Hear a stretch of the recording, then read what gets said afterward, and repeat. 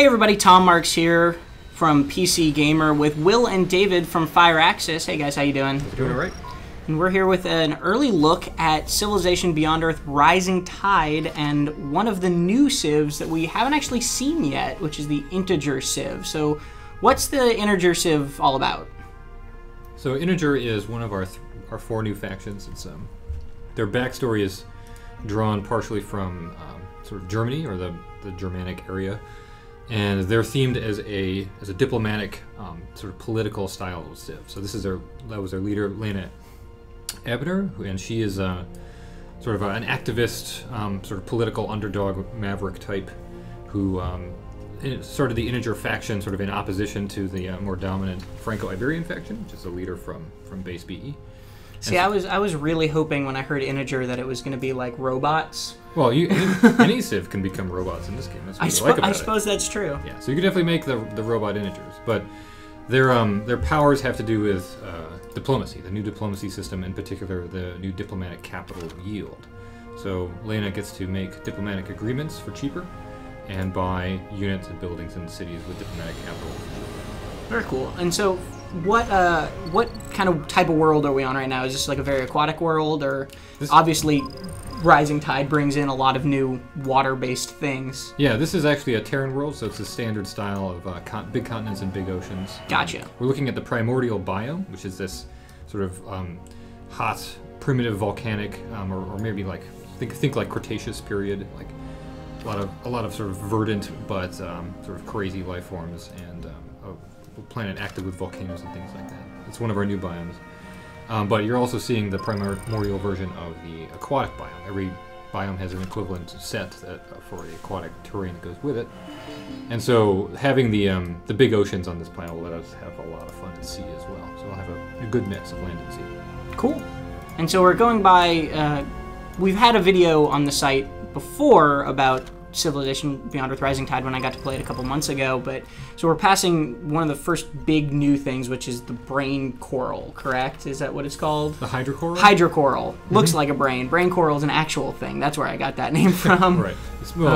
Yeah, so hydrocoral is one of the new aquatic alien life forms. Right. Along with many of the other changes for the game that come with playing at sea, we added a whole bunch of new living things that live out there and cause problems for you. So hydrocoral are fun because they're sort of a new style of unit. They're this sort of fixed, semi-aware plant-like thing that grows over time. Like where you see stands of them, those will grow and then they'll also die off. They'll have their own life cycle.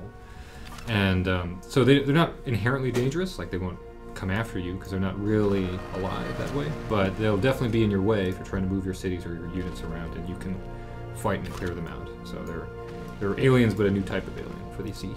So one of the things that you can build cities on water now, and one of those things that those cities can do is move, right? That's how you spread your tiles and your influence. You gain more territory through water cities by moving them. Why, I guess, what made you guys want to do that? It seems like a very, very, like, even just building cities on water is big, but like building cities that can move seems like a huge change to the civ formula. Like, what was the motivation behind that? Well, it's a really good question. We actually sort of searched for where the real heart of what was going to make water gameplay evocative came from. We started with this idea that we didn't just want water to be, as people in the studio put it, blue land. Right. Like not just the same again, but we wanted there to be a real reason why you would prefer to be at sea or not, as the case may be. A real reason why an aquatic-based civ would be powerful, but in a different way. Really, we were looking for a way to make the seas sort of play into all of the old strategies you love about Civilization, but also change them all at the same time, and make sort of all of the strategic calculus you have to do different for land and sea alike. And so, ever since Civ was like first developed, like maybe since Civ 1, cities have been one of its absolute most foundational ideas. You put down these sort of nodes of power, and that's where all of your empire builds from. It's where everything is based around combat, everything. So, one thing that lent itself right away to being that sort of that new core identity for water gameplay was change the cities. Like, don't just have them plunk onto the ocean, but let them travel. The idea of like that these power bases aren't fixed. That you can arrange them in different patterns. You can start in one part of the ocean and end up in another. You can have this sort of so-called fluid power base that people can't predict and they have to play actively against, and that can kind of shift around and take advantage of new discoveries and new threats and new opportunities. So, Will, if you jump back to the tech screen there real quick. Sure. A couple of the things that we've see that are new on this is I love the new coloring and the kind of the readability of the tech web. A lot of mods actually did that a couple times, and you guys... there are a few out there that have really done a great job highlighting the right information. We're always fighting the sort of information overload problem in a Civ game, and the way how to solve that is, there are many different solutions. And you're right, we saw some really great mods out there. We knew that this was something that people wanted, and we also knew that we wanted to redistribute where the affinity points were in the web and make it easier to see, like, I'm going to get this kind of thing when I research this technology. So yeah, that was absolutely influential from our community, and we thought it was a great idea, so we put it in the game. So from playing the integer Civ, where do you head for tech, right? Like, obviously, I imagine you've played the beginning of his Beyond Earth game many, many times. Like, how do you, I guess, play a Civ that is trying to play diplomatically? Well, the diplomatic system doesn't really kick in until we've met people. Of course. So you can see some folks have landed. We don't know who they are, so this is one of the departures from the original game. This actually comes back to kind of what it was like in Civ 5 when you would find a Civ. You had to sort of find Civs organically as you explored the map.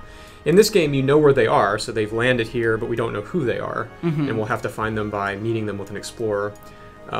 So there's a mix between Civ 5 and Civ 4 in that way. And yeah, that's... Or excuse me, Civ 5 and Beyond Earth. And Beyond Earth, right. So that's exactly right. So it's kind of important that if you want to engage in the diplomacy system early, that you explore. And just in general, I like to play a growth Civ pretty early out of the gate. So, I'll get I'll invest in the growth-themed virtues and, to get the extra worker and the extra settler. And some of the other technologies that are, for my play style, more Harmony skewed. I really like the new leash ability that lets you mind control aliens. That's pretty cool. It's expensive to get, so maybe researching around the periphery there for a little bit is a good idea first, but that's generally my opening play. What about you, Dave? I would tend to agree about the growth early on, especially on a larger map. I picked production colonists and the reveal alien nest locations, because that to me sets you up really well to expand. You can build your colonists faster and the workers to support the new cities faster, and you know where the aliens are, so you can move the other way. You can go and make sure your cities are placed in nice uncontested areas, and you'll have no trouble standing them up before you decide how you're going to play it, towards the aliens, whether you're going to be friendly or hostile. So this is cool. We just got a new artifact. This is a brand new system in the expansion. As you do exploration, as you do expedition sites, as you dig up expedition sites, uncover resource pods and things like that, you'll get these artifacts, which are these cool objects, either from old Earth or from the planet that you're on, or from the progenitor alien race that used to live there. And you collect these things, and you can slot them in sort of risk card style. So I can cash these two in for some gain here. I can get a third and maybe go for a wonder or something that I couldn't get otherwise. It's a really neat system, and it's simple, but the content is really cool. Each artifact has its own story and fictional stuff that you can read into. So it's a neat vehicle for the sci-fi, to push the sci-fi in the game. I think that was one of the things we really wanted to do in this. Oh, that was cool. Okay. Satellite just... Oh, all right. So we've just discovered a marvel here. This is another feature of the game. You'll find these huge monolithic structures on the map. And these are multi-tile things that are called marvels. And there's one big one on the map, and then there's several smaller ones. And a quest has started which tells us to find all of the smaller marvels, which will reveal sort of the story behind the bigger one.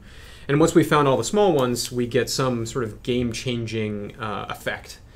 And the quest starts for everyone at the same time. So once one player has found the big marvel, everyone is after the smaller ones. So sort of a race to see who can get all of them first. So we'll be on the lookout for these things as we play.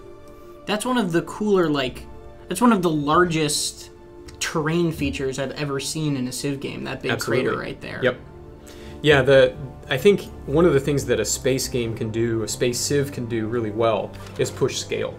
In Civilization, historic Civ, you can't really have an object that large. It doesn't make any sense. But in a space game, of course you can. You know, it's all right to have a giant, you know, crater with magic stuff coming out of it. You know, whatever we want to do. So that was one of the big ticket items for the expansion across all the systems that we had. It was to really push the sci-fi. So is that tiny crater that's just south of it, that's the small ones you're trying to find? Yes. So actually... Oh, and there's another one. We'll go over here. So, let's see. I think... let's see. Oh, you can actually step on Yeah, I'll that. step on it here, and then I get this context action. So Mine this meteorite crater. Right, so this guy will appear, and it can be any unit. Any unit can do this. It doesn't have to be an explorer. So I'll mine this. I get a quest update that tells me I need to find some more of these. So there's some story behind this as well for people to dig into. So we'll find a few more, and we'll get a reward here. Okay, so let's see. What do you think, Dave? I want to get this colonist here, but another worker would be okay. I just built one. You don't quite have a population to need more than one. I would consider either the outpost growth if you're going to go for a new colonist, or just go for knowledge and try to speed up the acquisition of that cool stuff like the leash ability. Let's do that. I just have to geek out for a moment that listening to the lead devs of Civ discuss Civ strategy is a wonderful thing to behold. No, one of the lead devs of Civ just sent his worker out in the middle of nowhere. I'm not used to this mouse. Well, we won't hold that against you. Yeah. Oh, there's a Makara. Oh man, Go back and look at that. So one of the other cool new things that we did in this game was, as Will was saying on scale, is we sort of stepped up the size and sort of impressiveness of the colossal alien units. So there used to be 2, now there's 3, and they have a lot more, I guess, dynamism to them, like how they come around, how they fight you, how they travel about. So that's the Makara. It is that big lobster-like looking thing is an amphibious colossal unit. So. Yeah, and when I got to play a few months ago, that thing was not fun to be around in any way, shape, or form. Yeah. I remember the art meeting where we were thinking about, like, how do we make the Makara cool? And David and I are in the back of the room, like, let's just make it a little bigger. How about a little bit bigger? No, keep going. A little bit bigger. Yeah, no. So it just crawled onto land there. It's cool. Right. It's this, like, amphibious thing. Yeah, and it might just destroy you right there. Well, it might. I haven't antagonized the aliens that much. Right. So it probably just doesn't care. Yeah, but I've banked on that before in Beyond Earth games and walked through crowds of aliens only to get halfway through before being destroyed. Well, the alien AI has changed a little bit. Yeah, I mean, we knew that about the base games, that the aliens had a lot going on. They still were a little unpredictable because it was hard to tell all the things that were going on. So we made them a little more, like you say, we standardized a bit their responses under situations like that, but also added a lot to do with the aquatic gameplay, so that the whole planet plays as sort of an ecosystem that makes sense a little bit more than it used to, instead of the sort of separate spheres of water and land. So, and then we added a lot of sort of direct control abilities, things like the leash ability and other things like that, that let you sort of take a much more active stance against the aliens and sort of broadcast your intentions towards them a lot more. Like, for instance, one of the biggest changes was the removal of automatic destruction of alien nests. So when you step on a nest in base BE, you destroy it. Which a lot of people did by accident, and they get really angry and say, well, I wasn't paying attention, or for some reason, like, I didn't want to kill that nest at this time. I was just trying to move through the area. I'm sorry. And there's no way to go back. So now you have to actively pillage them, which only requires one move, so it's an easy thing to do. But it's just a much clearer way of you saying, I've decided that this time I'm going to ace this nest. It also lets you support them in your territory much more easily, so that they can coexist with your workers. And if you're playing Harmony, those nests become resource sites. They'll improve the resources that they stand on. So absorbing living aliens into your game is much simpler and much cleaner than it used to be. So players are able to act the way that they feel like they ought to be able to act towards the alien. So you'll never, or I won't say never, it should be very unlikely for you to walk through a crowd of aliens and suddenly get jumped for no reason. If you do, you should really know why. It should be because you've attacked them in the past, either recently or you've actively destroyed something of theirs. And there's many other changes, large and small, to make the aliens, just a much smoother smoother being on the planet in Rising Tide. So that's kind of always been a part of Civ expansions, is not just, you know, this new content, but also fundamental changes to, like, basically you guys saying, okay, well, people didn't like this, or this didn't really work. Like, what other fixes, like kind of alien AI, can we see, and what can we expect? Well, there's lots of, I mean, there's been an awful lot of AI improvements, from little mundane things like how cleverly your automated workers and explorers path and pick their targets, to the way that the AI operates its grand strategy. The water gameplay definitely threw them for a loop. There was a lot of assumptions built in about what seas were for, and it took the AI a lot of relearning to get good at water gameplay. But along with that came lots of improvements to the way it does all kinds of things, like the way it creates expansions and the way it judges them, so that, like, what it will get angry about when you're expanding, the way it uses the orbital layer and orbital units and orbital coverage, the way it uses spies and covert operations, the way it goes for affinity and, like, acts on its affinity, so that it's not just it piles up numbers and decides that it doesn't like you because you piled up different numbers, but it'll emphasize the things that you would emphasize. And so this is another new feature of Rising Tide, which is the personality traits, which was something I was really impressed by when I played first. Yeah, that's one of the goals of this game, of the expansion, was to give to impart some gameplay on our leaders' personalities. And I think that historical Civ has a distinct advantage when it comes to characterization, because you bring in your impressions of these historical figures, and there's a novelty of, you know, Gandhi popping up and talking to you. But since our characters are invented from whole cloth, we needed this platform for them to express themselves, and also for you to project your own yourself into them, right? So we built this personality system, which lets you give your character 3 traits over the course of the game. So they have a character trait that they always have, and then you get to give them 3 others by spending political capital, which we're accumulating slowly here. And you can also upgrade the traits that you have. So you can select 3 new ones, or you can upgrade the ones that you already have up to level 3. So this is one of the sinks for the political capital resource. So we don't have quite enough to do anything at this point, but when we do, we can come back to this screen. The other interesting thing about traits is that depending on the traits you have, this will dictate which agreements you can make, or which agreements others can make with you. So our trait here lets us have party politics and information warfare. So other people can make agreements that give them those benefits. So you kind of, when you pick a trait, you sort of have to look at what it gives you, and also what it can give others if you allow them to make agreements with you. So we'll come back to that a little bit later. I don't know if I can afford any. Oh, okay, I can afford some agreements here. So covert agents. Do you even have a spy agency? I don't have a spy agency yet, so none of these are really useful. Suzanne Fielding is doubling down on spying, so we'll have to check that out. Because she had the reusable vehicles, which can be really powerful in the early game. Oh yeah. So point. This is a trait that she has. She's got 3, which means she at least has 1 other trait besides her character. We could actually go and see if we really cared, but reusable vehicles is an orbital focused one, and it reduces the production cost for future orbital units based on how many you've launched. So if you get it early, maintain it, and launch a lot of orbital units, you can get them really cheaply by the late game and have a huge advantage in the orbital sphere. So I don't know, if you feel like going orbital, I would jump on that. Well, let's try it. So we'll ask her if this is okay. Looks good. Okay. So she's agreed to that. So now we've made this deal, and because we made this deal, she's also sent us a communique here that says that she likes this relationship that we're building. So this is another aspect of the diplomacy system. With AI players, you have these 2 values here: fear and respect. And the fear and respect values sort of tell you how they're going to behave and what they can do. And we've just increased our respect with CEO Fielding here by making this agreement. She really likes to interact diplomatically with you.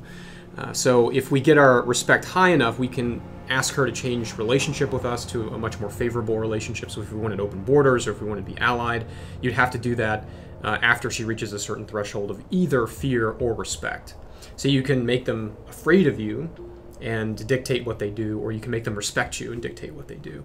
So that's kind of what you're seeing there. So it gives a transparency to the AI's behavior that previously wasn't there. It's also worth noting that since we're playing this game on the laptop, the characters aren't animating. Right. Our animators back home are probably pretty disappointed in that, but they do animate, and they would be talking to you, so that's another part of it too.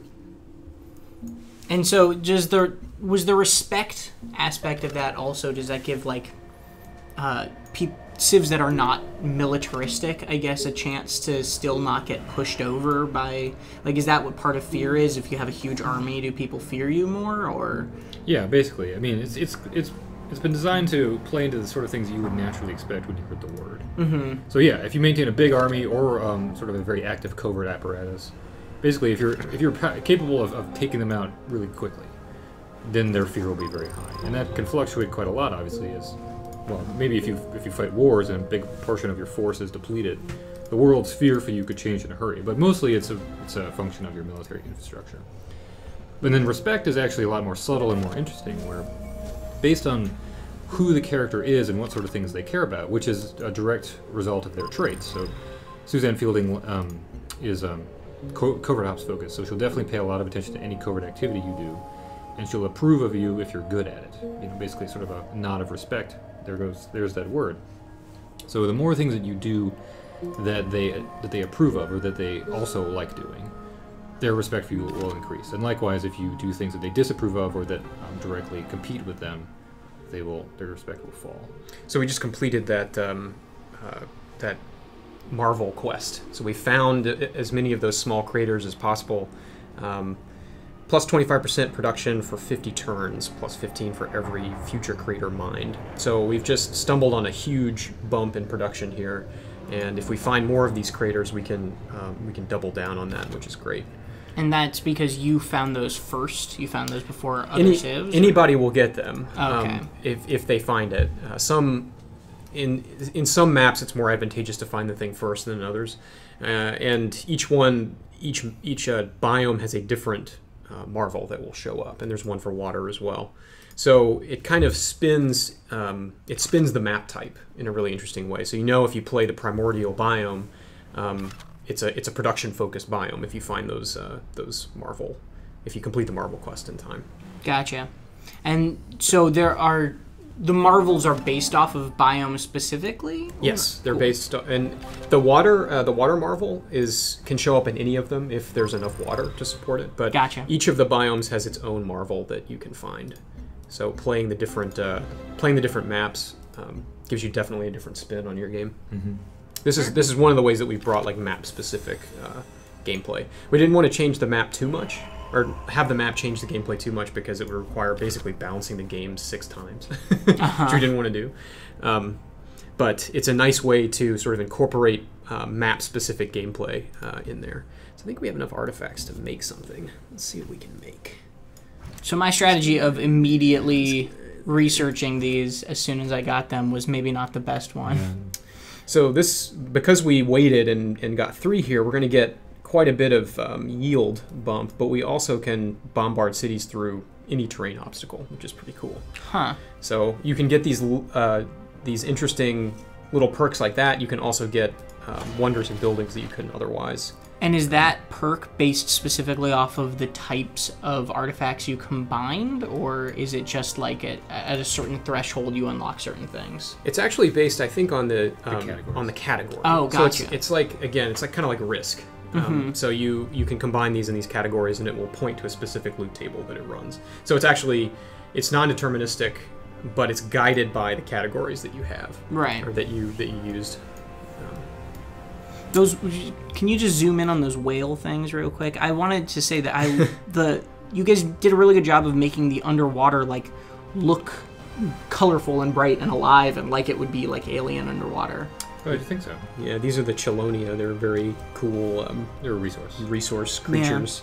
Yeah, the underwater biome, the art in the water turned out really, really well, and it was a challenge for our artists because it needed to read as water, but you also needed to be able to see into it, so you could see the gameplay stuff there. And where the whole plan looks like the Caribbean. Right. It's like this blue-green, crystal clear water with all this beautiful reef life below. It doesn't sound like a bad place to be. No. Yeah, it took a couple iterations to get it right, but was pretty great when they finally nailed it. So one of the things that somebody mentioned before was you could actually, if you wanted, like create a water city and then basically devote all of its production 24/7 once it grew into a full city to just like circling the land, like a body of land, and just completely like border blocking essentially an entire landmass in. Yeah, you can absolutely do that. One of the interesting implications of this is you get to paint your territory border, right, in water cities. And there's some really cool strategies you can do with that, walling people off, blockading. You can actually roll over other people's territory and claim it for your own, which is pretty cool. So this is another one of the new civs, right? Yeah, this is Arshia Kish. She's the Alpha Law leader. So we just ran over her territory and met her as well. Cool. So that's more people to deal with. I'm not sure what she's got that we can go after here. We don't have a lot of capital left to make new deals, but as integer, you basically want to be like pushing for deals anytime you can. Yeah, because it's just you get those bonuses. They're extremely. They can be extremely powerful, and the fact that you can get them at half price means that that's a lot of power that you can collect if you can establish a good income of capital. Mm-hmm. So yeah, the more diplomatic activity there is, the more integer benefits, because they can just cherry pick all of the best agreements from the friends that they're making. But it comes with sort of a catch, which is that you really want to avoid wars as integer until you're absolutely sure, because as soon as you go to war with someone, obviously you cut off both the supply of agreements you can make with them and the diplomatic capital you might have been earning from them. So you sort of take a little bit away from your own unique ability to go to war. But to me, that just says like you just got to be a lot more shrewd politically and like know when the time is right, strike when you need to, and finish it fast, and then move on. So it looks like she's just getting started, doesn't have a whole lot. This might be really useful later on if we get into a war. Makes all of our standing army cheaper to maintain. All of the Alpha Law backstory, it has to do with a lot of resilience and adversity. Triumph over adversity because of the circumstances of their seeding travel. So their traits tend to focus on them being able to make something out of nothing and being really resourceful under tight circumstances. Gotcha. Right. Cool. Unlike the other civs, they came over in a generation ship. So everyone else slept in cryostasis, but Alpha Law spent 7 generations or 8 generations in space. I just got finished reading Aurora, Kim Stanley Robinson's new book, which is kind of about this, so I'm all about the Alpha Law right now. But it's a cool idea because they have this whole different take on their society, how their society is put together and what their priorities are, and that's reflected in the kinds of things you can get from them in diplomacy. So have you had anybody in testing, have you had a map where every tile that was possible to be part of a territory has been? Like, you know what I mean? Like just somebody completely painting the entire map in their own territory? We may have gotten pretty close. I imagine it would take a long time. It's totally possible. Yeah, you just would have to... You'd have to really want to do that, right? To your strategic detriment, probably. You may not be able to do that on Apollo, but Apollo difficulty. But right. It's interesting in multiplayer too, because the AI is really smart about building its cities and sort of min-maxing the priorities for its yield, like what it needs in yield, right, or what it needs strategically when it moves its water city. But human players are really smart about this. So when you get a multiplayer game going, you'll see some very strange and cool strategies come up when human players start moving their cities around and boxing each other in and all of that. So it makes for a lively multiplayer, definitely. Do those craters give you any sort of strategic advantage if you work them with a city, like a Wonderwood, like a natural Wonderwood? You can't work them, and they don't give you, at least this one doesn't give you any benefit for it being in your territory. Okay. But if you explore a new one, it'll give you that bump in production now that we've completed the quest. Gotcha. And so, but some of them might have some sort of bonus? Yeah. Oh, and so this is the other one we've seen so far. Right. So now, amazingly, we've met all 3 of the expansion leaders. So Duncan Hughes is the North Sea Alliance, which is a North Atlantic derived aquatic based civ. So their cities are some of them are at least guaranteed to be at sea, which will make it really interesting, since that is where we need to go. as soon as we can. And they usually start on sea. Is that correct? Yes, they do. Their capital makes planetfall on sea. You can actually select an advanced option for the game that will let you start anybody at sea, but it's not standard gameplay. We added that for the fun of it. Right. Kind of. I'm usually a tiny islands map player myself, at least in Civ 5, and so it's interesting to see that distinction means less now in Beyond Earth or in Rising Tide. And actually, I like tiny islands a lot too. I'm probably for the same reason you do, which is that it makes things kind of in fun, digestible bites, where like one island at a time, and you can really see where people are capable of going. But that is true, and also completely not true with aquatic gameplay, because all the little channels in between islands are like the routes that cities will need to travel if they're going to move around, which can be much more easily blocked. Cities have to remain close to land. They can't be out of the open ocean because there's so many islands. You can have all kinds of fun strategic situations, like parking a bunch of military units on the little islands and shooting the cities as they go by. Or you can like have a city that like sweeps around a cluster of islands and claims all of the land, which makes it impossible for another civ to settle.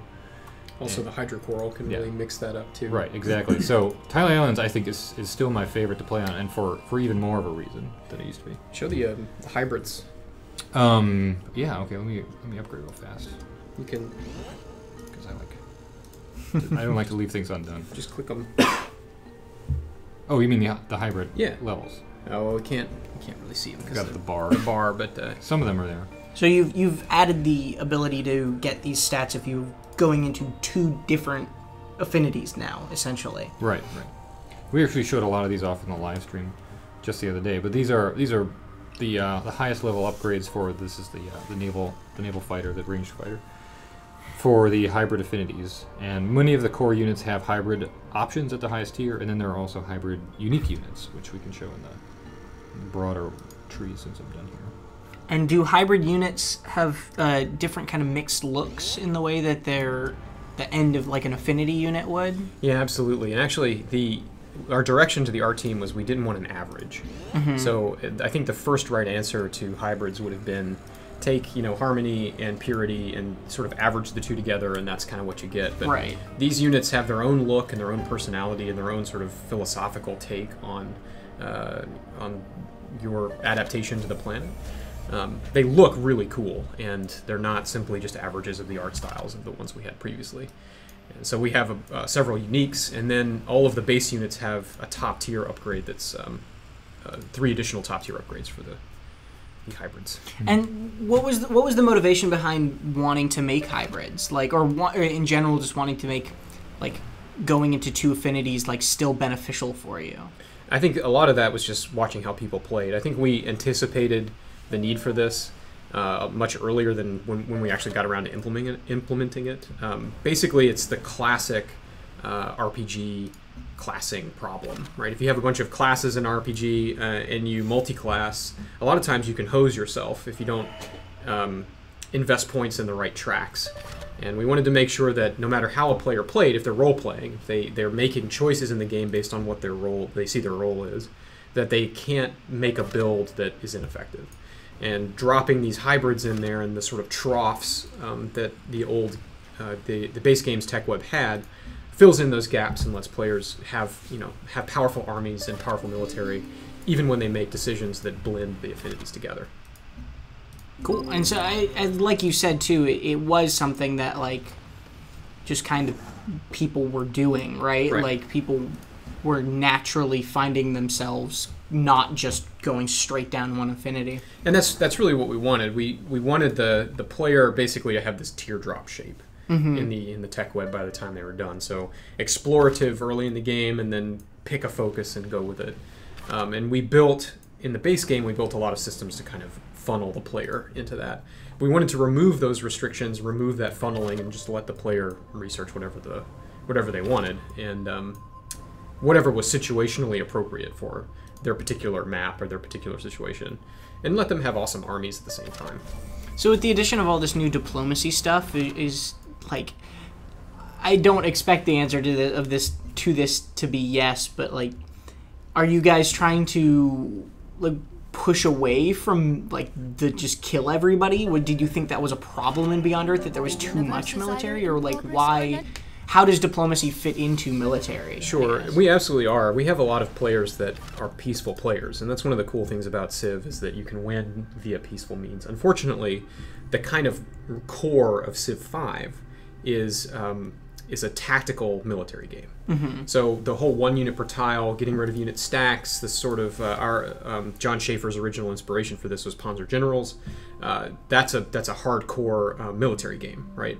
So the basic fundamental mechanics of Civ 5 are very geared toward military, and we wanted to introduce new concepts on top of that let you win or to progress at least through peaceful means. Just checking out what's up on the planet now that we've got 4 other leaders. So we got a lot more options now. Okay, go for this one. So plus 30% outpost growth speed. Do you have a colonist yet? Just about to do it. Awesome. So like Barre's traits have to do with growth and development, like population and like the well-being of people at home. So his agreements are really, really good for expansion, new cities, and population growth. And that is a perfect dovetail to the phase of the game that I'm in. So have you founded another city yet? That's what Will was just asking. Gotcha. We didn't have pioneering, so I took care of that. And then, what is the one I want? What's the leash? I usually... alien life forms, I think. I think we already got it. We already got it. Okay, great.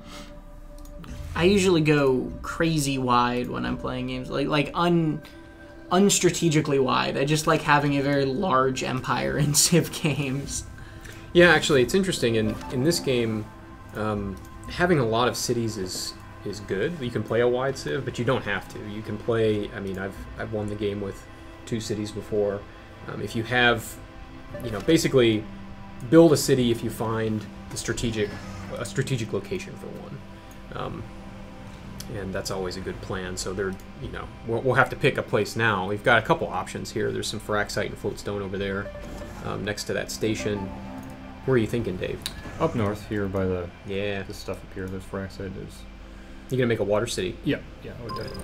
Awesome. In general, has anything changed about how you should think about where you want to found cities in Rising Tide? Besides, obviously, water. I think that's the easiest answer. I think when you found on land, you think your calculus involves how this thing will grow gradually to accommodate. I see these things in the periphery. I'll get those in X turns. But when you found on water, you have to be much more proactive about driving out to get those things. So you really have to plan your path. When you found a city, it's actually a pretty good idea to have explored the area, gone up the coast with an explorer and see where your city can grow in a different way than you would on land. So it's definitely a different kind of choice. And there's a certain amount of you almost don't want to found the city in the place it will end up. Sometimes I've noticed where if you found it a little bit away and let it grow a bit and then move it around, you get that territory. But also what does that mean for coastal cities? Coastal whenever I played other Civ games, I felt like I had this, maybe this was my own misconception, but I felt like I always wanted to found a city on a coast, right? I thought that was always useful to me to be able to build water units. But now that you can actually, which is more effective in your opinion, founding on a coast or founding, on the coast tile? Well, it really depends on what you want. The different, land cities can build things at different rates. They're better at different things than water cities are. So it really depends on what your empire needs at the time. What's cool about having a water city on the coast is you can drive it, Right. You can sort of grab all of that good coastal land if you want to. But again, at the expense of production. So if you're driving that city around, gobbling up resources, you're not building things. So it's a trade-off you have to make. And that also affects trade routes, right? A city that is on a water tile but just right next to land can't send a land trade route still. Whereas a city that's on a land tile right next to water can send water trade routes. No, you can. Water cities that's parked next to land has free traversal of the land. Oh, cool. Yeah, cool. But we also have the ability for trade routes to become amphibious, to where the point where it doesn't matter which domain trade unit you build, and doesn't matter what domain of the destination. The unit will just travel land and sea in whatever combination makes best sense. And that that makes the most sense for a truly amphibious civ, where you have a hybrid of land and water cities, and the people you're trading with may have the same. You need to have trade routes that are capable of handling it without all the headache of trying to manage which domains and when. That's definitely a really good example of one of the many sort of questions that had to be addressed about what happens when we have waters at sea. What happens when we have waters at sea that move? Like, trade routes are point to point in most cases. So if you're trading with a water city and it sails away, what does the trade unit do? Does it chase it? The short answer, yes. I mean, it'll keep trying to find the city that it's trading with, no matter how far away it goes. But that kind of like fluidity, that sort of like, you can't take any of this for granted anymore. We need to worry about what happens when like an entire defensive block travels across the planet. Was part of the challenge and part of the fun of making water gameplay really come to life. Mm-hmm. So have you founded the city yet? I missed that. I'm sorry. It's down here. Right there. And it's just growing as an outpost right now. Right. I don't actually have.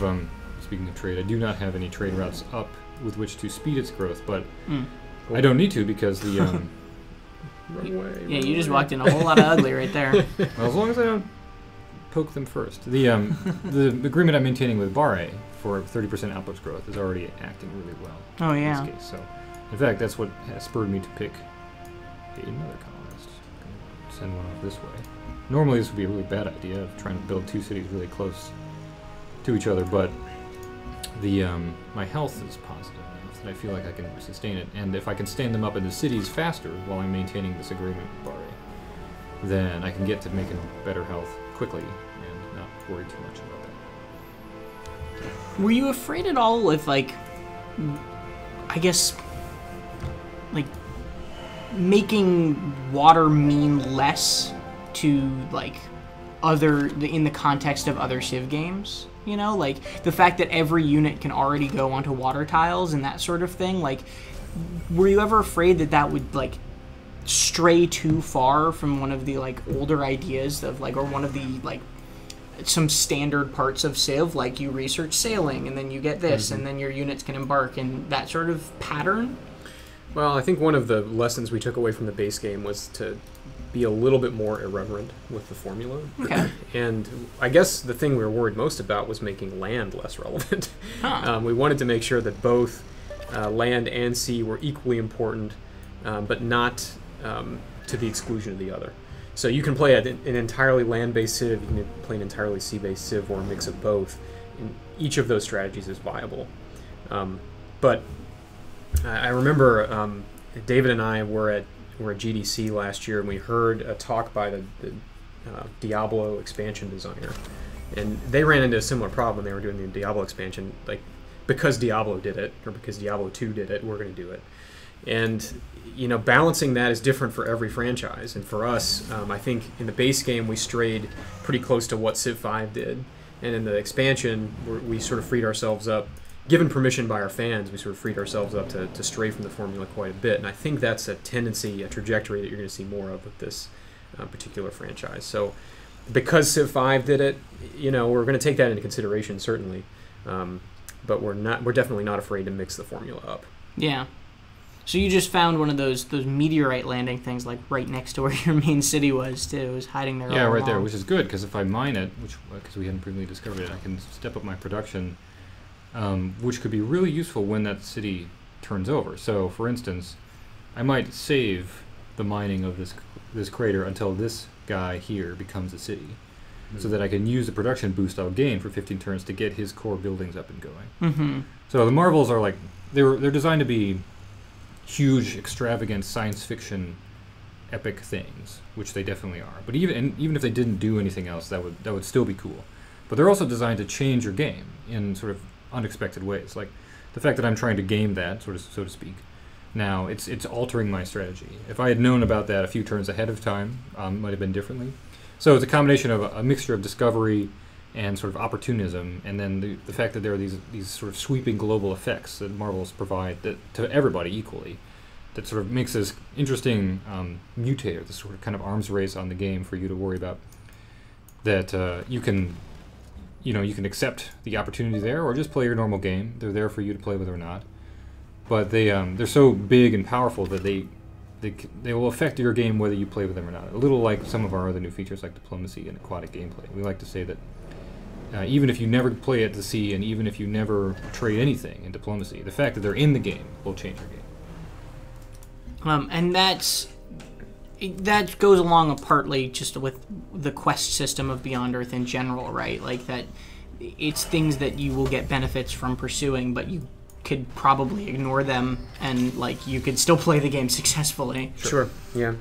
And the quest system is an interesting experiment, and that's how we construct a narrative in a game like Beyond Earth, I think, which is fundamentally different from how historic Civ constructs its narrative. It's a continual process. We're always like looking on how to improve the quests, improve the narrative delivery. I think the artifact system is a good example of us doing that. Like, how do we get more science fiction into this game without pausing the game and having story time?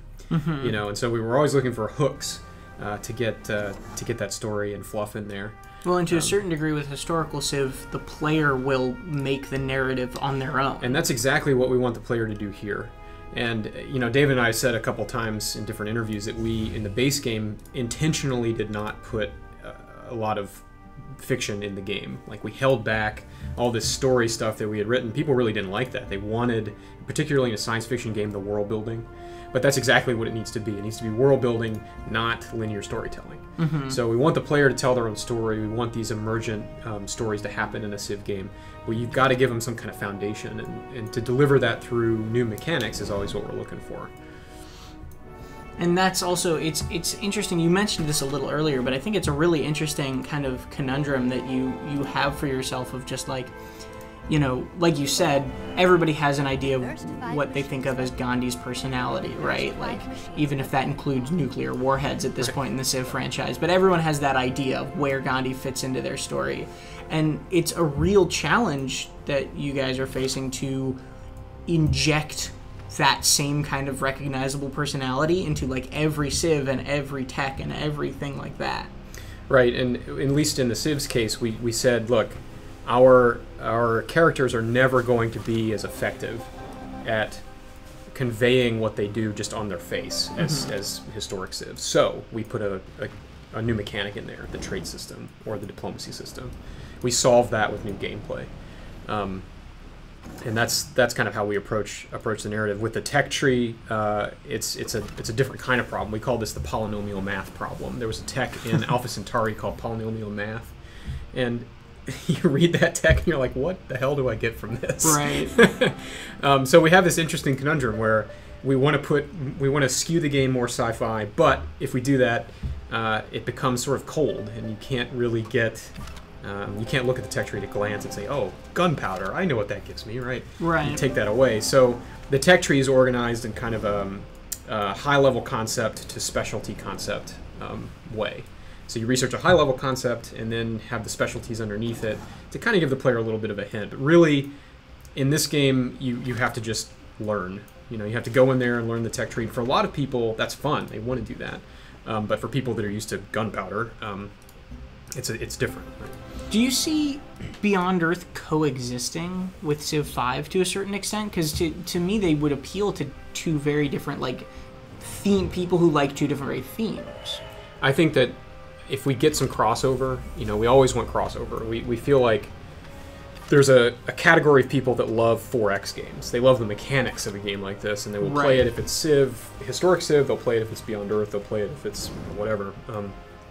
So we hope to get those people. There are a contingent of people that just love the historical setting, and this thing is not their bag. And there's a lot of people, I think, that might have played a Civ had it not been for the historical setting. So we want to get those guys too, and people that like XCOM, for example, might come over and play it Beyond Earth.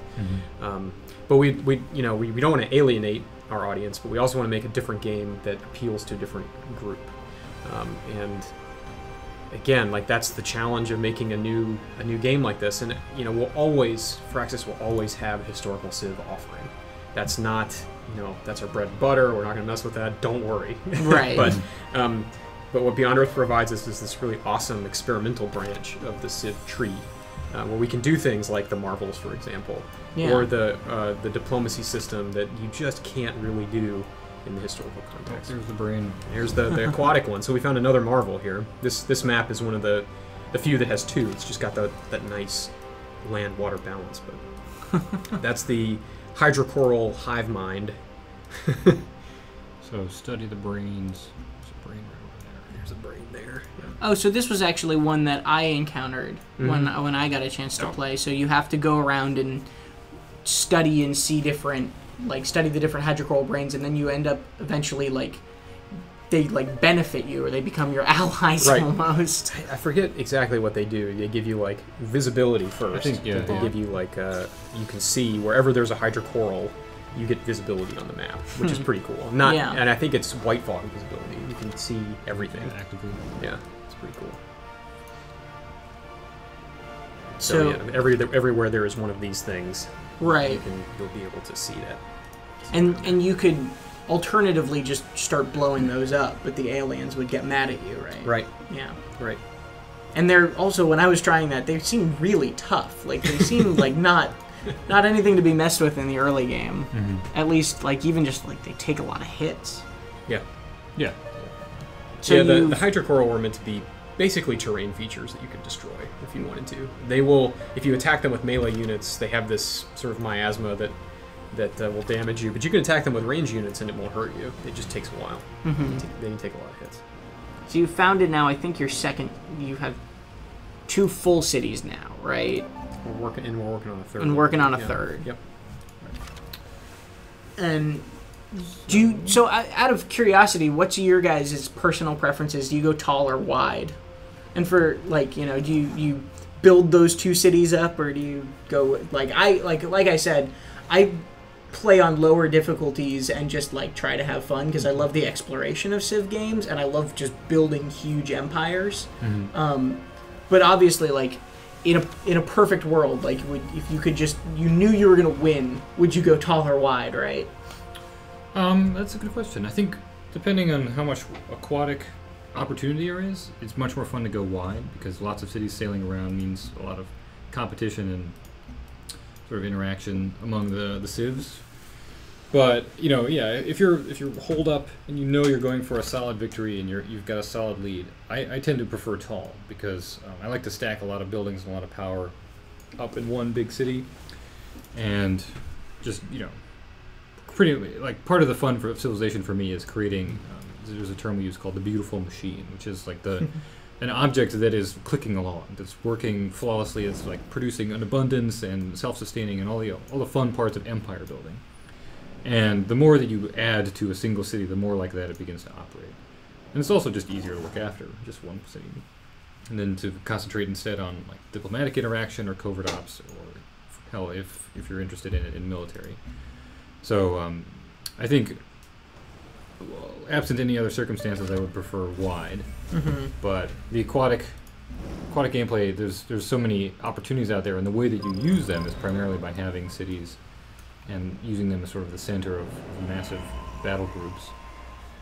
And those are lots of fun to sail around. So I definitely prefer to go for wide cities in that case. I was gonna say, I'm just excited to have a fleet of cities as a battle, an armada of cities attacking another civilization. You can actually drive your cities over units, and then it'll destroy them. So if Dave drives over this the Kraken there, it'll kill it because it's a city. I mean, come on. But you kind of since it takes production to do that, you kind of have to predict movement a little bit. Right. It's tough to do, and yeah, would make a cool achievement. But I wonder how the people in the city feel about that.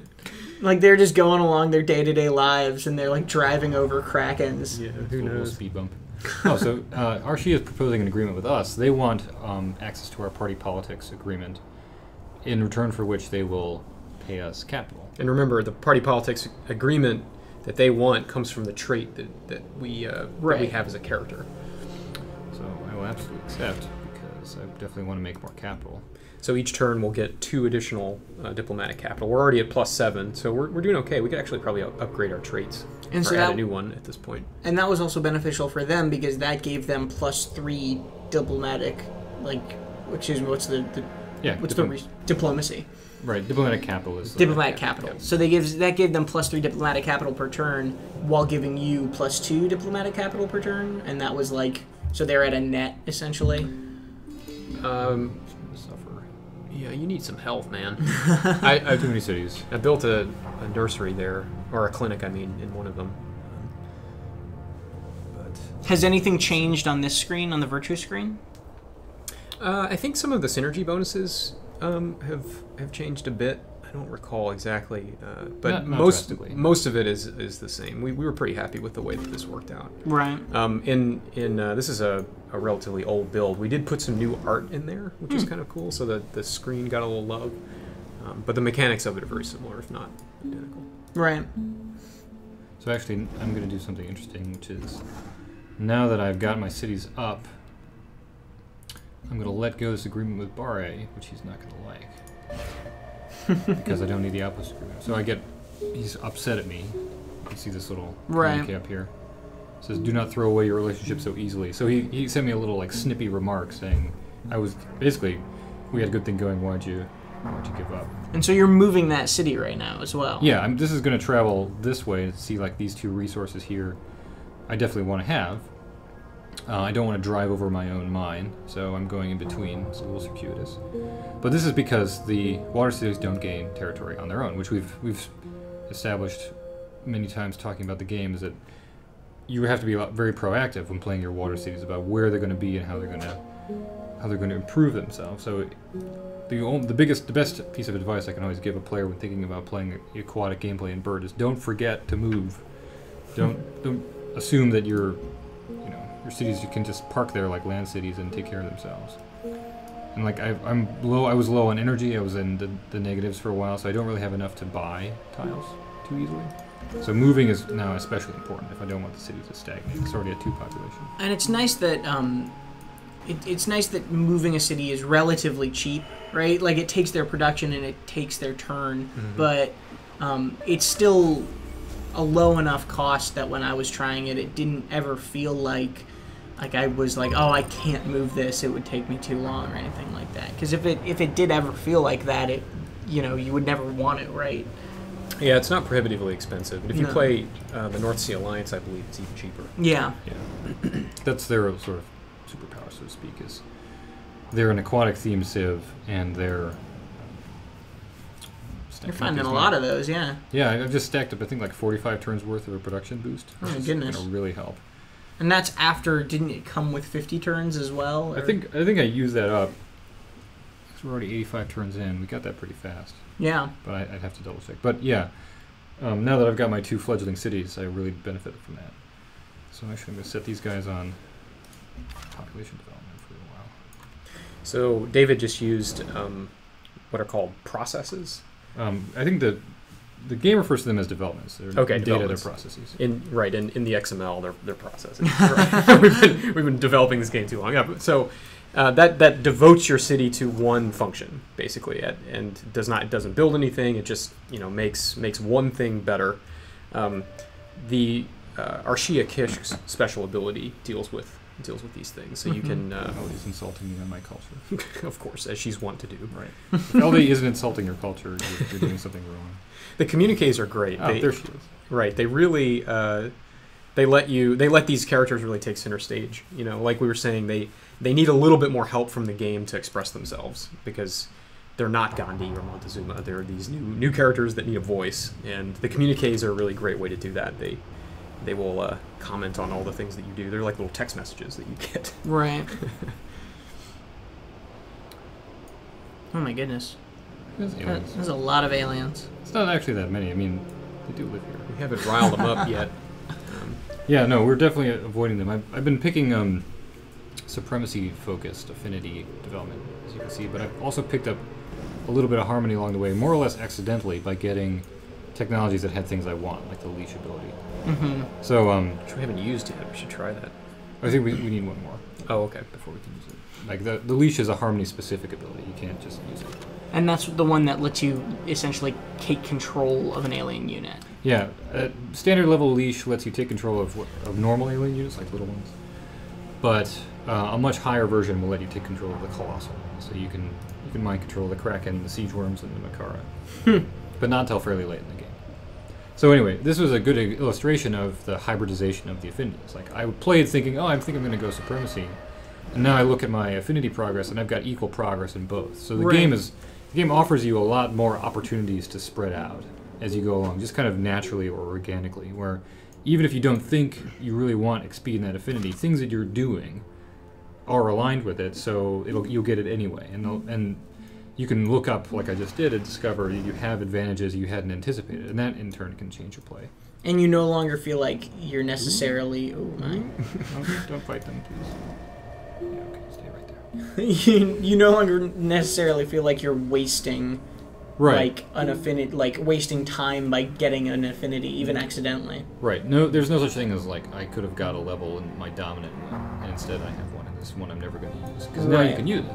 Not only will you get advantages, like if I look at my affinity power wheel here, which is this is you were talking a little bit about like the information overload. This I think goes a long way in helping clarify that. So my 2 levels in these 2 already have got me 3 powers. I have 1 for Harmony, 1 for Supremacy, and 1 for the Hybrid.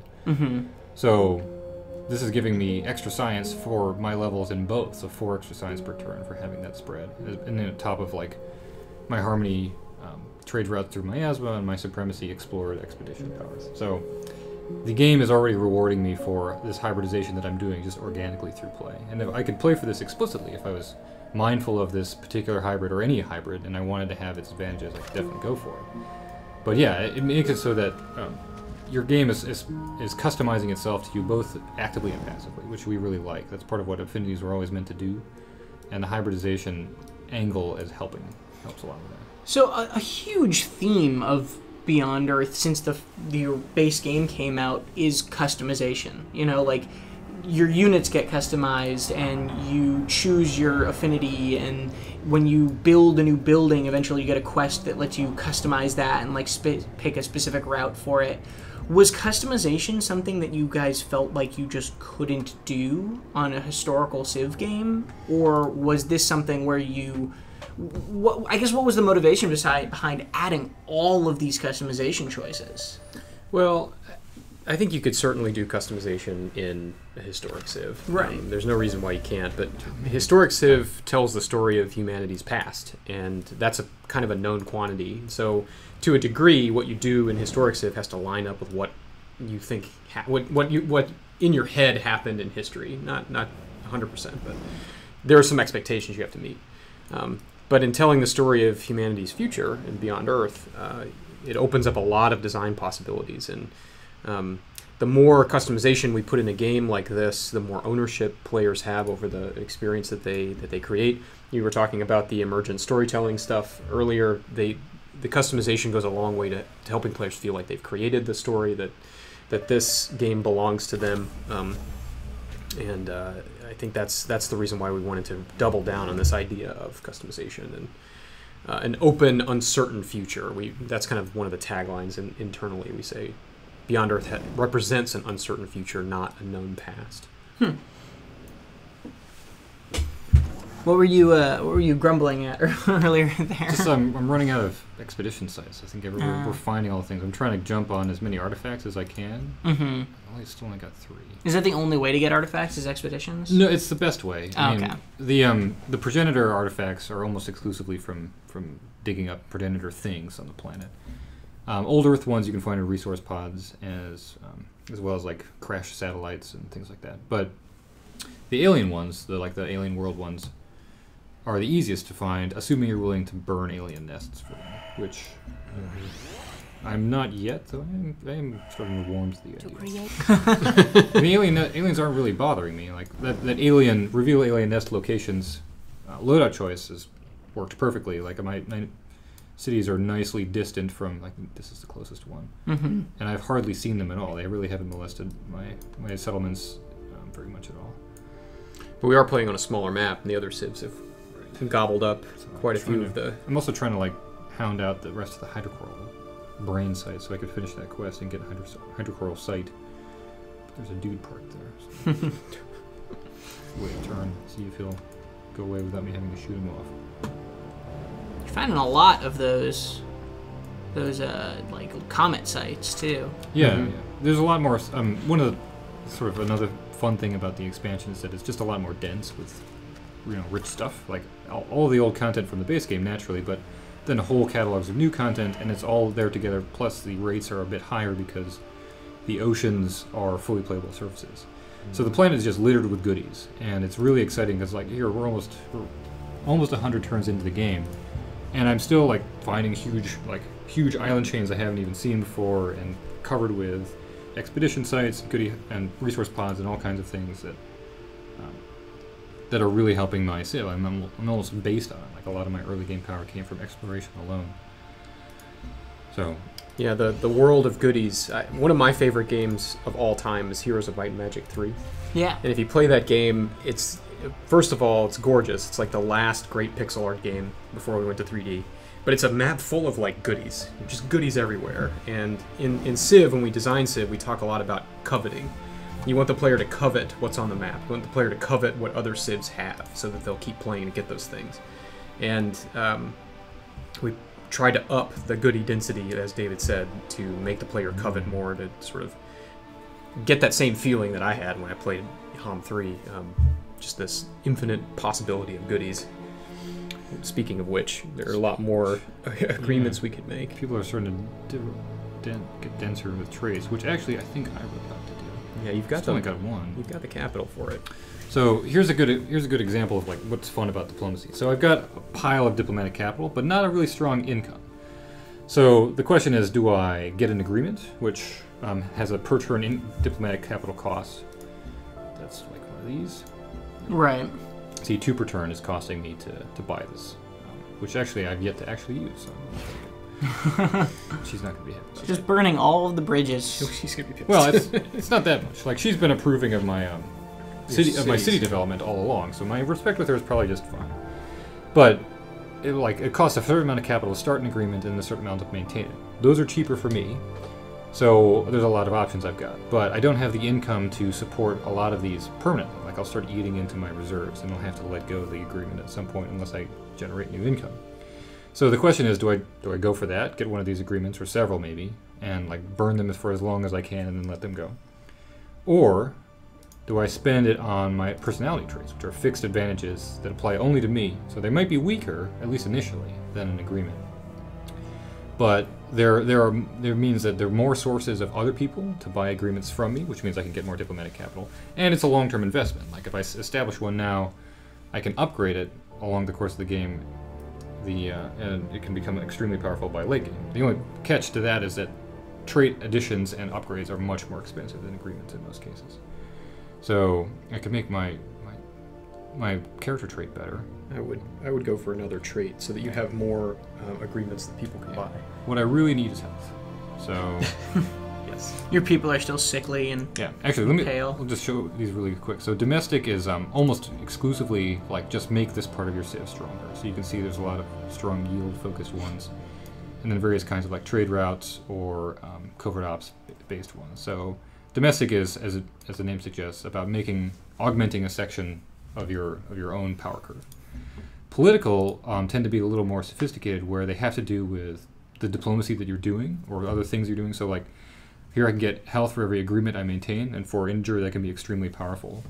The per agreements traits can really stack up for her because it's much easier for her to make agreements. And so we could get to a situation where I want to make an agreement that I don't particularly need just to like power up my agreement-based traits.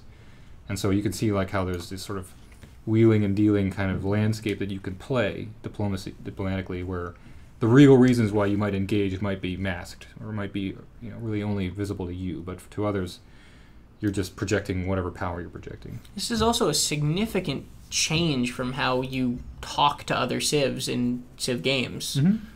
Yeah, we wanted to make the diplomacy interactions really sort of a meeting of like national identities, where your leader really is a representative of a whole civilization with like an established set of values and perspectives and ideals, and what you're exchanging is sort of the attitudes that go along with that and how that translates into real power. So we wanted to make diplomacy relevant to everything you're doing, and that's where you get stuff like I can make diplomacy power up any part of my civ that I need to be better at. I can find agreements that plug holes that I don't have, like that outpost growth one I got when I got exactly what I needed. I didn't need to personally become good at outpost growth. I just needed to make friends with the guy who was and trade a little power with him for a little while. And then we wanted to make it so that, like, power that's exchanged on the diplomacy level is grand power. It's power at the civ level. It's not like an individual lump sum of energy or a few quantities of resource. That's what trade routes are for. This is really like, if you want to represent military power in the world, assemble the character in diplomacy that represents that, and people will react to it. So, speaking of military, like, these are all pretty much, as you might expect, make your military faster, better, stronger, cheaper, or make it more of it. But there's also some interesting tactical ones, like fight better within orbital coverage, fight better inside or outside your own territory. Like, you can make your military more about defensive and homeland security, or you can make it more about imperialism and conquest. So that was a lot of hash over the fact that I just need health. So I'm going to go for the developer trait. You notice every time you either upgrade or add a trait, the subsequent actions become more expensive. Right, so that put me back in the it did cost 150 capital for the first one. It'll cost 165 for the next one, and that's it's a curve, so it'll get more expensive as you go. So you have to plan that accordingly as well. Right. Yeah. So that health trait put me back in the positive, which I really needed to be. So this is how we want people to think about diplomacy. It's like, I have a problem. How can I solve it? Well, the conventional civ ways are build a building or a unit, and maybe in drastic circumstances go to war and take it from somebody else. But now diplomacy is your alternative source. It's like a black market / circle of good friends who are there to help you call in favors, more or less, and get diplomacy to solve your problem for you. And the advantage that diplomacy offers is that with so many leaders in the game with so many different attitudes, they could solve any problem, and it's just up to you to decide what the price is. Like I took on the I took on the outpost trait with Barre, which sort of set in motion becoming friends with Barre. And there came a point where I was like, well, I don't have any more outposts, but I could maintain the relationship just to maintain good friends with him. Maybe that'll pay off later. It's not that expensive. Or I can let it go, get my capital back, and buy something else, which is what I chose to do. And that's also a very different way of becoming friends with someone, another civ, than, like, kind of signing an arbitrary, like, let's be friends agreement. You're now, like, actually trading with them to be friends with them. Yeah, you'll notice we took that out. We took out, as Dave said, deals. Mm-hmm. We took out these, cooperation agreements, and we took out. Go for outspeed. Yeah, there you go. Let's try a different combo. No, same. We also took out promises. So when the AI says, don't do this, and then in Civ 5 or base BE, you'd say, I promise not to do that. And then you would always promise not to do that and break it later, right? Right. So it was a false choice. You would always choose that way. So we took that out too. Mm-hmm. And I think, as you said, it's easy to make friends by your actions. So the AI is always looking at what you do and how you're doing it, and modulating its fear and respect accordingly, so you can kind of behave in a certain way towards a civ, and they will gradually begin to like you or not. In fact, we might want to play with our relationship a little bit too. Yeah, good thinking. So I don't know. We may not have the capital for where it, I stand on respect, but so she's above average respect at 5. That's because, like I said, I had all these city count ones. Like you can see, she's a big fan of my development. My average military strength, which really speaks more to her military strength, I think, because I don't have that big of a military. And then Barre's is, he's not bad. He likes my what's he like? Well, he liked my diplomacy, but he doesn't like anything else. But Barre's just a naturally more like trusting person. The leaders do have different personalities, and they'll be more prone to fear or respect you based on who they are. So Barre is a friendly guy. He's easy to make respect with. Elodie is very disapproving of all my virtues, so it's probably not like she's my culture is just kind of all over the place, and she's not pleased with that. So I would not be good to invest with her. Or she has been consistently pleased, and she also fears me. So this might be a good choice. So we start at neutral, and we can power up to these things that you remember from base game, but they have a little bit of a different impact. They're meant to augment the system as it already operates. So you can see that when we're cooperative, I can access new agreements and I can get better stuff out of trade between us, and we automatically share open borders. And then, as your relationship improves, the agreements that you've made with other civs get better. Right. So each agreement has has 2 or 3 levels of effectiveness depending on your relationship status, along with all of the other things you would expect, like open borders and alliance and things like that. Another cool thing you can notice is that playing into that fear respect idea, that's the threshold I need to meet in order for her to be willing to cooperate with me. So she either has to respect me at 5 or better, or fear me at 7 or better. And so I've got the respect to do it, which is interesting because that's a much more reliable foundation for the relationship. So, but the fact that I'm close to the fear threshold is just sort of added insurance, where like even if at some point her respect for me falls, as long as she's still afraid of me enough, I'll hold on to my advantages I get from being cooperative. So. Sounds like the best friendship ever. But if they stay afraid of you, very mercenary. if they're very afraid of you for a long time, there's a chance they'll backstab you. Basically, they freak out. They can't take the betray stressing. Right. So she's like, "That's great. We're friends now. Awesome." So as a result, all of our agreements are a little bit better, and I have access to some new ones. So all those agreement options I was looking at before can change if I decide to deepen a relationship, which, feeding back to that decision I referenced earlier, could have been something I was laying the groundwork for earlier by having agreements that were okay, but that were really there to eventually set up a move into cooperation or allies, which was going to make me get the really good stuff.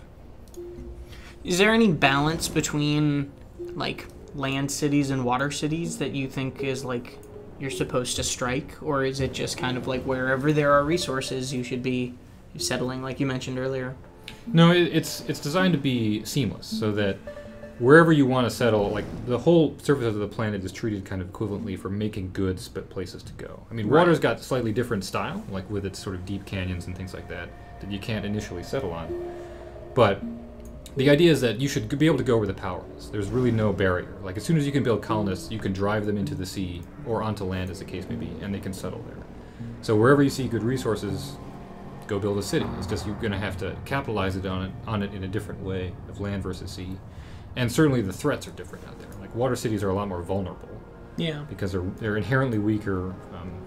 Naval armies are a little bit harder to defend against because they're much faster and tend to be more inherently powerful. And obviously, there's if you want to build more land units, you build land cities, and if you want to build more water units, you build water cities. Like there's right. There's they're better at water cities are always going to be a little bit better at building water units and vice versa. Yeah.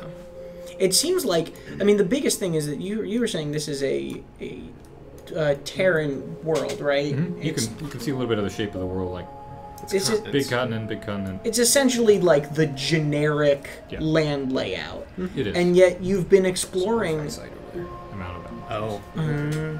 You've been exploring like almost exclusively through water. It feels like you'll step onto land occasionally, but you're like. Is that just because movement on water is quicker? It's so much faster and in many ways safer. There's no miasma on water, and if you haven't antagonized the aliens, they're not going to be nipping at your heels either. I think what I like to do is hop and pop. Mm-hmm. So I'll get into, I'll get my explorer, I'll hop onto land, pop some goody huts, and then hop back off and sort of circle the continent until I find something else and hop in. And that's a great strategy if you're playing on water or land. So if I have a land city, I can very quickly get to the other end of a continent, maybe through water, whereas I couldn't do that in the base game. Mm. So your exploration strategy definitely changes in this, utilizing the faster water movement. And but that also, like you said, leaves you a little more vulnerable, right? Like you're not, a lot of your land units aren't capable of defending themselves well in water. Right, and I mean land units are very vulnerable when they go on water. They turn into a little boat that is very weak and yeah. It's just that like have you found that like people who rely too heavily on water, then it'll let like another civ just kind of like control all of like an entire continent much easier than you would normally be able to? Like I feel like there's usually that land struggle. Yeah, I think it really depends on the map actually. If you're playing on a map like this, there's equal opportunity for land and water players. But if you're playing on Archipelago, for example, the tiny islands, or if you're playing on Pangaea, one big chunk, that calculus can change. So you really have to balance your development on water and land according to the map that you're on. Yeah. My goodness. And so we're approaching turn 100 now, right? Mm-hmm. Yeah. And you've set up these 3 cities. You're moving another guy, right? Moving this one again. Uh-huh. Gonna sort of try to get this sort of shelf here. Right. I'm still trying to circle around and get this titanium here. So, David, in the next 50 turns, what do you see in here? What would we do? Well, let's see. So my diplomacy is really starting to get into gear, I think. I neglected that trait acquisition a little too long, but now I've got a lot more agreements. I've got much more robust income. And it's nearly double. Yeah, right. So people are buying more traits from me because I've got more to offer, more agreements. My cooperative archio, I'll probably try to make that better and cooperate with one other person. Like, when playing diplomatically, I like to have good relationships with a slight majority of the planet's population, but not all of them. It's important actually not to be friends with everybody, because then people will start asking you to get into alliances and force you to take sides, and then you'll have to be forced to downgrade with people that you supposedly were friends with in order to stay friends with a guy who's in the tiff, and that just creates a horrible domino effect where nobody thinks you're trustworthy, and you can't please them all. So I pick a few and say I'm going to be on your side no matter who you go with, and just kind of cut the other people loose. So I'm gonna work on making my traits, my relationships better. Probably upgrade this one and then add another one as soon as I have the income for it.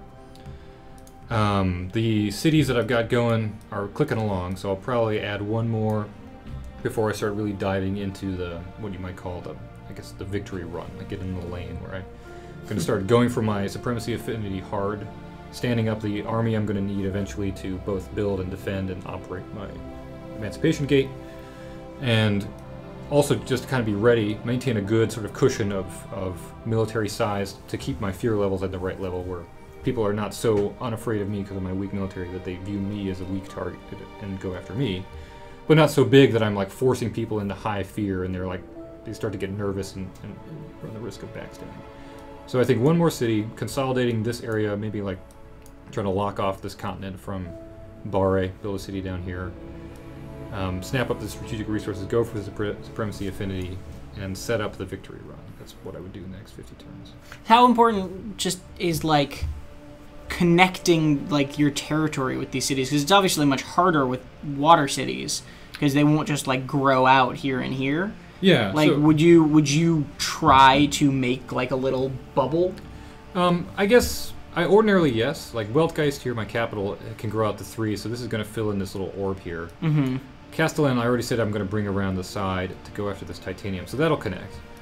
And then Eintracht, I will probably sail south at first, maybe connect, but what I'm really after now is deep sea city travel, because I want to cross this trench here and go for stuff down here.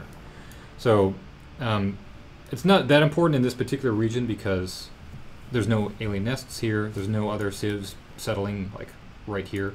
So this little lump in the middle, this little in-between area, nobody is going to contest. I should have free traversal of that. I don't really need to worry about wrapping it in my borders and making sure nobody can come in. What I'm more concerned with is making sure that the edges of my territory don't get encroached on.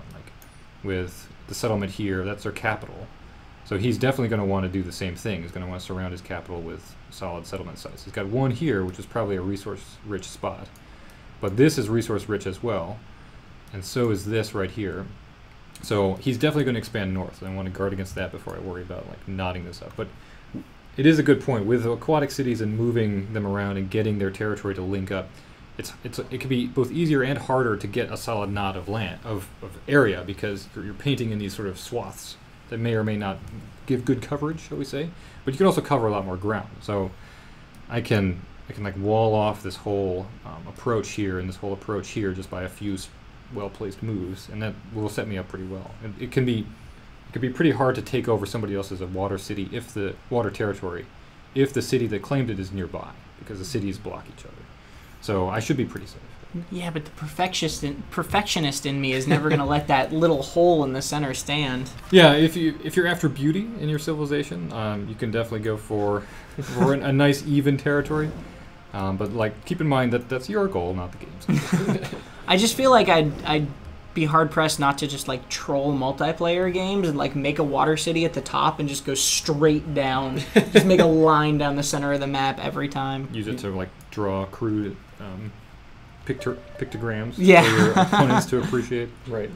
Just make the Berlin Wall of territory every game, I think.